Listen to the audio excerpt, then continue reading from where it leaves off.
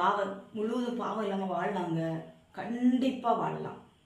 உங்களில் ஒருவன் பாவம் இல்லை என்று சொல்வானாக அவன் தன்னைத்தானே வஞ்சிக்கிறவனா இருக்கிறான் என்று வேத வசனம் சொல்லுகிறது. ஆனால் இன்னொரு வசனம் சொல்றது பாவம் செய்கிறவன் கர்த்தரை தரிசிக்க முடியாது என்று சொல்கிறது. அப்ப எப்படிங்க கர்த்தரை தரிசிக்க முடியும்? பாவம் இல்லாதவங்க கர்த்தரை தரிசிக்கலாம். மாமிசத்தில் இருக்கிறவங்க கர்த்தரை தரிசிக்க முடியாது. பாவம் இல்லாதவங்க கர்த்தரை தரிசிக்கலாம்.